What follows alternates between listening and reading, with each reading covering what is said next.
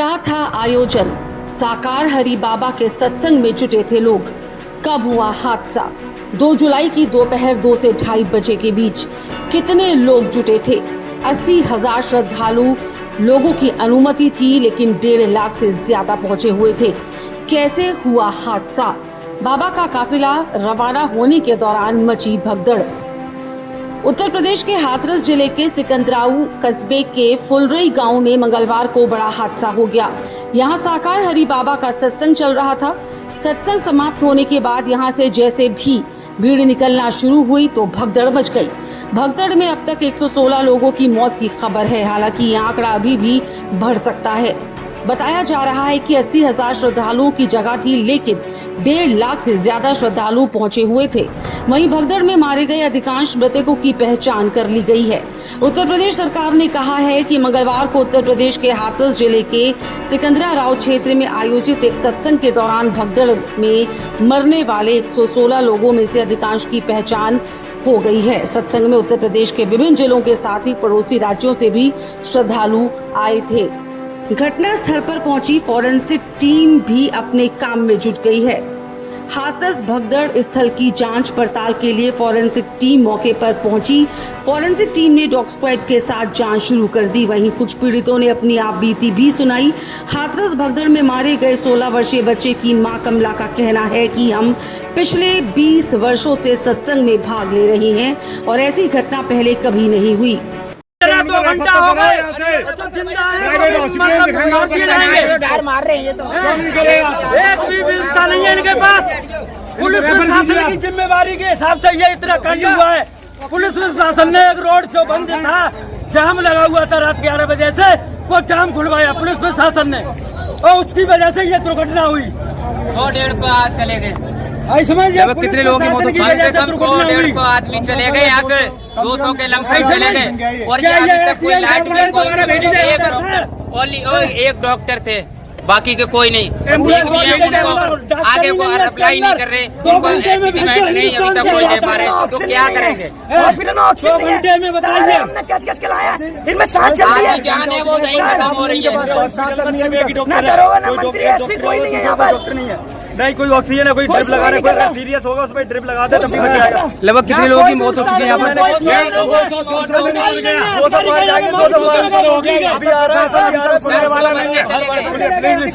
1.5 घंटा हादसे को हो गया। अभी का कोई सीनियर ऑफिसर यहाँ पे मौजूद नहीं है, न कोई सीनियर डॉक्टर यहाँ पे। सीएमओ साहब अभी तक आए नहीं है। 200 मौतें लगभग हो चुकी है।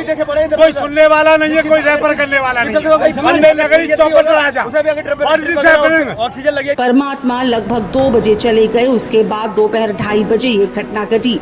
मैंने अपनी बेटी को खो दिया। मेरी बेटी जब अस्पताल में थी तो ठीक थी, बाद में उसे मृत घोषित कर दिया गया। वहीं आपको बता दें कि राम कुटीर पर रेड की गई, पर बाबा कहीं नहीं मिले। हाथरस में सत्संग कराने वाले भोले बाबा की तलाश में मैनपुरी जिले के राम कुटीर चैरिटेबल ट्रस्ट में सर्च ऑपरेशन चलाया गया, मगर बाबा नहीं मिले। डेप्यूटी एसपी सुनील कुमार ने बताया कि हमें बाबा जी कैंपस के अंदर नहीं मिले, वो यहाँ नहीं है। ये वही भोले बाबा हैं जिन्होंने हाथरस में सत्संग आयोजित किया था। वहीं मैनपुरी में चिकित्सा तैयारी भी पूरी है। हाथरस भगदड़ में मैनपुरी के मुख्य चिकित्सा अधिकारी डॉक्टर आरसी गुप्ता ने कहा है कि हमें इस दुखद घटना के बारे में पता चला। हमने हाथरस और जिला अस्पताल में एम्बुलेंस भेजी है। डॉक्टरों और पैरामेडिकल टीम को सतर्क कर दिया गया है। 30 बेड आरक्षित कर दिए गए हैं। अभी तक जो जानकारी मिली है उसके मुताबिक सत्संग से कोई भी घायल व्यक्ति यहाँ नहीं पहुँचा है। Bureau report nation 1। पैर छूने के लिए जो भी उनके कार के पीछे भक्तगण एकदम पीछे भागे हैं। जैसी कार यहाँ से चली गई है तो एकदम भक्तगण वापिस जैसे लेटे हैं तो कोई सिर झुका के पैर उनको स्पर्श कर रहा है, कोई कुछ कर रहा है। जब वो चले गए तो जैसे पब्लिक एकदम रिटर्न हुए तो एक दूसरे पर गिरे हैं, और जो रपटन थी पानी की तो तुरंत एकदम रपटन पे एकदम वो गड्ढे में गिरे हैं। जब एक गिरा है तो एक दूसरे को उन्होंने पकड़ा, सेवादार भी थे, उन्होंने भी एक दूसरे को पकड़ा के निकालने की कोशिश बहुत की, लेकिन अचानक एकदम एक दूसरे के ऊपर गिरते गए। हाँ, और कुछ बुजुर्ग थे उसमें, कुछ लड़कियां थी, कुछ तो दूध पीते बच्चे भी हैं।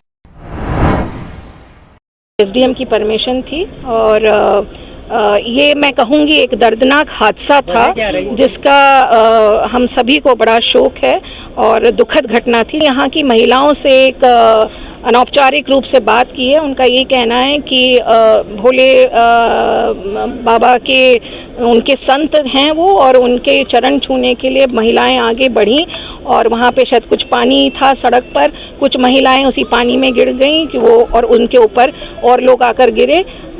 ये भगदड़ का सीन वहाँ पे क्रिएट हुआ जो इस हादसा में तब्दील हुआ। पर ये पुनः कहना चाहूंगी कि ये पूरी चीज जांच का विषय है।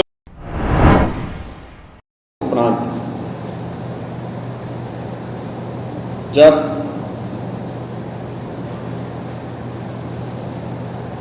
इस कार्यक्रम में जो सज्जन वहां पर अपना उपदेश देने के लिए आए थे, उनका कार्यक्रम या उनकी कथा संपन्न हुई तो कथावाचक के मंच से उतरने के बाद जीटी रोड में जैसे ही उनका काफिला आया था तो उन्हें छूने के लिए जब महिलाओं का एक दल उधर बढ़ा तो उनके पीछे पीछे भीड़ गई, और इसी के बाद वे एक दूसरे के ऊपर चढ़ते गए। सेवादार भी लोगों को धक्का देते रहे, जिसके कारण दोनों ओर, जीटी रोड के दोनों ओर और जीटी रोड के अंदर भी ये सब हादसा वहां पर होता हुआ दिखाई दिया। इसका सबसे दुखद पहलू यह था कि इस प्रकार के आयोजन में जो सेवादार प्रशासन को अंदर घुसने नहीं देते, दुर्घटना होने के तत्काल बाद या दुर्घटना के दौरान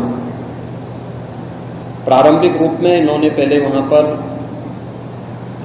इस मामले को दबाने का प्रयास किया, लेकिन जब उन्हें प्रशासन ने हॉस्पिटल ले जाने की कार्रवाई प्रारंभ की तो इनमें ज्यादातर सेवादार वहां से भाग गए।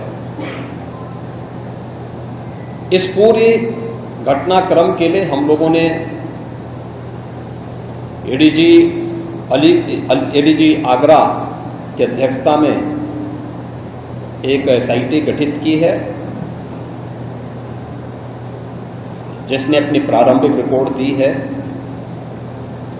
और इस घटना की तह में जाने के लिए उनसे कहा गया है। बहुत सारे ऐसे पहलू हैं जिन पर जांच होनी बहुत आवश्यक है। अब तक प्रथम दृष्टया जो थी हमारी कार्रवाई ये थी कि राहत और बचाव के कार्य को आगे बढ़ाने के बाद आयोजकों को पूछताछ के लिए बुलाना, घटना के बारे में, हादसे के कारणों के बारे में उनसे भी पूछताछ करना, और फिर घटना की लापरवाही और जिम्मेदारों की जवाबदेही भी इसके लिए तय करना, जिसके लिए पहले से ही एफआईआर यहां पे दर्ज हो चुकी है। आज शाम को ही आगरा मंडल के अपर निदेशक सर का फोन आया मेरे पास, और इस दुखद घटना के बारे में पता लगा मुझको, और उनके द्वारा बताया गया कि एक जो 100 वाहन वहाँ हाथरस या एटा में बात करके भेजना है। तो मैंने तुरंत वहाँ के एटा के मुख्य चिकित्सा अधिकारी से बात की, और उन्होंने उनसे बात करके एम्बुलेंस मैंने भेज दिया। वो एम्बुलेंस हाथरस को गई है, और यहाँ पे जिला अस्पताल को अलर्ट पे करते हुए चिकित्सकों की टीम और पैरामेडिकल को सबको अलर्ट पे कर दिया गया है तथा 30 बेड आरक्षित कर दिए गए कि अगर मैनपुरी में भी घायल आते हैं तो उनको समुचित और पर्याप्त इलाज तुरंत बिना किसी देरी के मिल सके। एडी हेल्थ आगरा मंडल के द्वारा दिए गए मुझको। और कुछ सर जनपद में कोई सत्संग से संबंधित व्यक्ति घायल पहुंचा है? नहीं, अभी तक तो मेरी जानकारी में कोई सत्संग से घायल व्यक्ति नहीं पहुंचा है, और मैंने रास्ते में पड़ने वाली कुरावली सीएससी को भी अलर्ट कर दिया जो बीच में पड़ता मैनपुरी और एटा के, लेकिन अभी तक वहां पे भी कोई मरीज नहीं पहुंचा है घायल।